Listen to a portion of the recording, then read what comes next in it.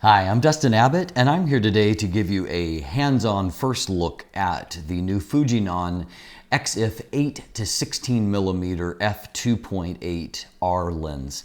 Now this of course is an extremely wide angle zoom lens, and so it takes the Fuji lineup to new levels in terms of focal length, and then of course it is unique with the maximum aperture associated with this focal length as well. So today we're going to give you a closer look at this new premium lens, and that's really where Fuji's going right now. Fuji's got a great lineup of both primes and zoom lenses that cover kind of the traditional focal lengths and apertures, and so their most recent two releases have been number one, the extreme EXIF 200mm f2.8 lens that I recently reviewed, and so it gives a kind of a genuine super telephoto option with a premium aperture value to the series. And now of course they're also covering the extreme wide end of things, and so this is a zoom lens that covers a very wide 8mm to a moderately wide 16mm, and so that roughly translates to a 12 to 24mm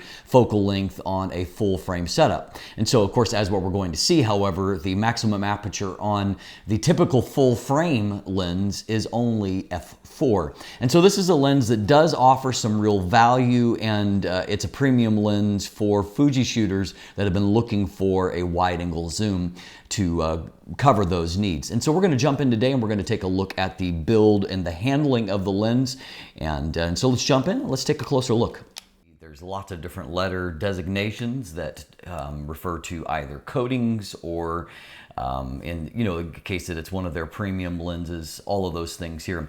What we're here to look at today is really some of the physical attributes, and to give you a little bit of a closer look at how this lens breaks down in terms of how it feels, how it mounts on the camera. And before I proceed on that note, I will note that as I covered in my X-T3 review, I've actually got a grip extender on here, and it certainly helps with a lens that's a little bit more physically robust like this. I mean, obviously Fuji has a number of really compact lenses that you can, if you're wanting to go small and light, those are great options. In this case we're going for premium, and so I've beefed up the grip a little bit, and it helps with the balance of a lens like this.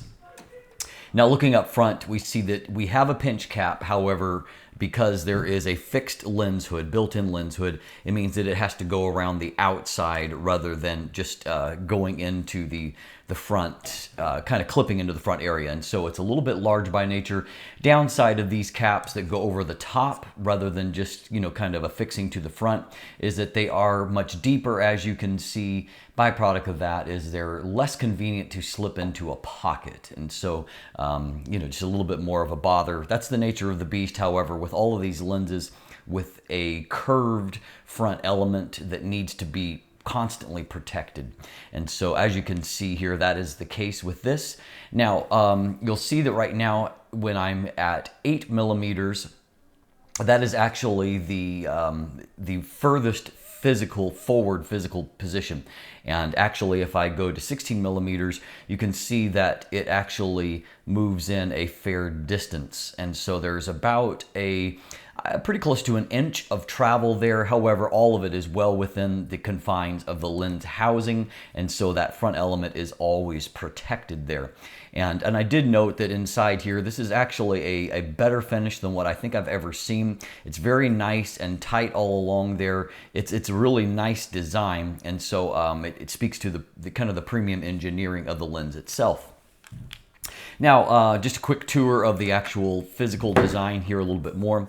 As you can see, while there is movement at the front, the permanent, or the element, the final rear element there is a fixed permanent element. So you can see that there is some movement internally as that goes in and out, but it's constantly sealed. Now, byproduct of that is, the nature of that is that it does make it easier to weather seal the lens more thoroughly. It just means that because there's nothing moving back there, there is no point of entry for dust or moisture back there. And of course, special coatings on the front of the lens itself help to seal it there.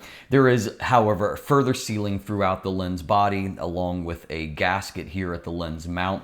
And so what you have is a very professional grade degree of weather sealing that's a part of that. In fact, everything about the build here is really quite premium. It's a very, very nice lens.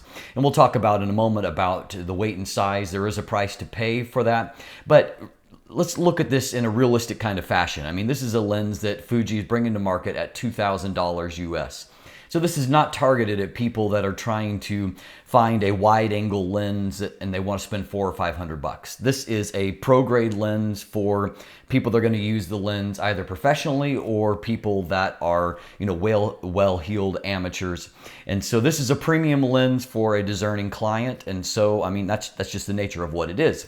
So byproduct of that is that you're getting a higher grade of build. You're also getting a bigger size and weight. And so this is a lens you have to be intentional about wanting to use. Now, like other Fuji lenses, you've got a dual approach to controlling the aperture iris here. And so you can either use a manual aperture ring and it moves in 1/3 stop increments. And so it gives you really finite control over your aperture size. And so that's great. And I like all of that very much. You also have the option to go all the way to the A position, which puts it into automatic, which means that you control it from the camera body. And so a nice dual approach there. Now, as we've already seen, this is not an internally zooming lens as far as there is something that moves, but it is internally zooming in that at no point does anything ever actually physically grow in the length of the lens. So if you're looking at it from this perspective, it is internally zooming. You're not going to see anything. And the zoom action is just, it's fantastic. I mean, it is perfectly damp, perfectly smooth. This feels very, very premium. Now, beyond that, you have a nice little chrome accent ring, a little, a nice little accent piece that kind of breaks things up. There's also this red badge here, says XIF Zoom, and, some just nice kind of physical components there. Now, as far as the manual focus ring, as always, this is focus by wire, so that means that you can turn this focus ring all day and it doesn't accomplish a whole lot. That's because it requires the actual lens to be mounted on the camera and for it to be in the proper mode for that to do anything. And so in this case, if I power on the camera and I put it into manual focus mode, so you have a number of options that are camera specific as to the manual focus aids if you do want a manual focus. And what you're going to find, depending on how you set that up, will control what happens on the actual screen itself or in the viewfinder. But what I find with a lot of these Fuji lenses is that the focus feel, I mean, it's smooth, it's pretty well damped. There's not quite as much, there's not a whole lot of tactile feedback, however. And so you're not going to accomplish anything in terms of focus by feel. You're going to have to really kind of pay attention to your manual focus aids, be they focus overlays or magnifying the image. And it's really through that you're going to get a sense of what you're accomplishing. It's not my favorite manual focus setup, and if there's any criticism I have with some of these Fuji lenses, it's that I don't particularly love the manual focus process. Fortunately, in real world shooting, I didn't actually have a situation where I needed it, and so you might use it however you're shooting stars or something like that. No, and so in terms of all the physical operation, everything works as it should, as expected here. Now, let's just take a moment here to position this compared to some competitors. And obviously, Fuji is somewhat unique in that they are the only ones that are building premium APS-C lenses like this. I mean, this is unquestionably a premium top-of-the-heap lens in terms of its optical performance, in terms of its physical build. It's a professional-grade lens, but it's built for an APS-C sensor. And so that 8-16 millimeters, it essentially translates to competing lenses that are going to be for full frame systems as being a 12 to 24 millimeter f2.8 lens. And yes, I understand when it comes to multiplying that maximum aperture, and that's true when it comes to depth of field, not that that's particularly relevant here. But the truth of the matter is that when it comes to light gathering, the physical aperture is f2.8, and that's true whether you have a full frame camera or you have an APS-C camera. And so this is still going to function like an f2.8 lens when it comes to light gathering potential, which I would argue here is the most important aspect of that. And so what that means is there's actually an aperture advantage compared to the 12 to 24 millimeter lenses that are for full frame. And there's a Sony FE 12 to 24 G lens, and there is a Sigma 12 to 24 millimeter f4. There are a number of lenses that cover this same kind of focal range, but all of those are a maximum aperture of f4. So there is an intrinsic advantage for this lens compared to competitors in that it has twice as much light gathering potential as them. And so that's certainly a plus. Maximum aperture is f2.8, minimum aperture is f22. And that corresponds similarly to those other lenses. And so a few other specs. This lens can focus down to a reasonably close 25 centimeters. That's 9.84 inches. That is, it's only a mildly okay figure because Sigma has a 0.20 times magnification compared to a 0.10 times for this. And the Sony falls in between at 0.14 times. Bottom line is that this is not going to be a great lens for getting close to something and blowing out the background. That's not really what its strength is, and if you're buying it for that purpose, you really should be buying some other lens. And so its reproduction value is really not all that fantastic. It is optically more complex than those other lenses, even though it is designed for APS-C. It's 20 elements and 13 groups. And so the other lenses have 16 and 17 elements respectively. And of course, part of that is the fact that you're designing for correction, but you're also designing for a maximum aperture of f2.8 instead of f4. There are 9 rounded aperture blades, and so the aperture does stay nice and circular as you stop it down, and so that's always an advantage there as well. It does not have image stabilization, and of course, depending on your camera body, I'm reviewing it on the X-T3. There is no image stabilization in body, and so you're working without image stabilization for the most part there, unless you happen to have one of the few Fuji bodies that does have the in-body image stabilization. Now, the lens itself, physically, it is 3.46 inches in diameter, and coming as a part of that is the fact that it does not accept traditional screw-in filters, and so you're going to have to use alternative filter solutions. Neither is there space here at the rear for a rear filter solution, and so you're going to have to be looking at some kind of add-on filter solution with square filters. That's an unfortunate downside to ultra-wide angle lenses, pretty common there. And the lens itself is right under 5 inches, 4.78 inches long. And so that's 88 millimeters in diameter, 121.5 millimeters in length.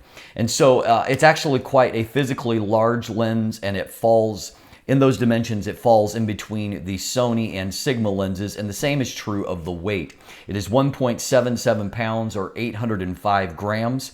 So that compares to 565 grams for the Sony lens, considerably lighter.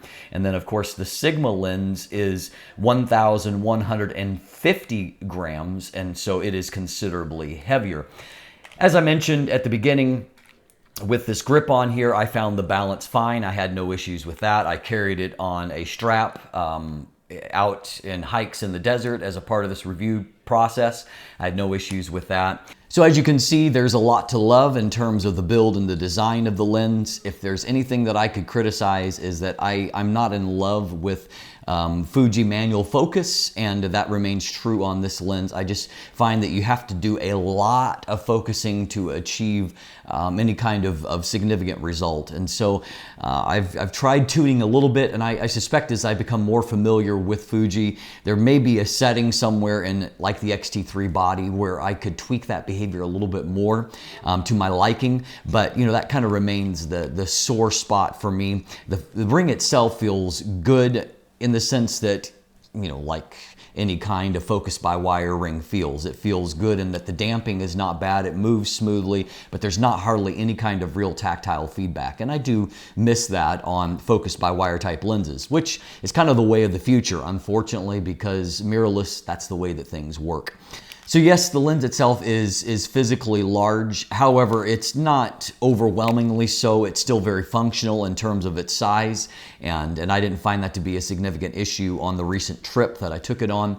And speaking of that trip, if you want to look in the description down below, I've got my image gallery going with a lot of photos taken on a recent trip to Arizona, and so a lot of great desert images there if you want to take a look at that, get a sense of what this lens is capable of. It paired with the X-T3 produces some really highly detailed, really beautiful images, and we'll break that down more in our subsequent episode where we took a look at the image quality. So stay tuned for that. In the meantime, of course, take a look at that image gallery. There's also buying links if you'd like to purchase one for yourself. And of course, as always, you can follow me on social media. You can become a patron. You can sign up for my newsletter. And if you haven't already, please click that subscribe button right here on YouTube. Thanks for watching. Have a great day.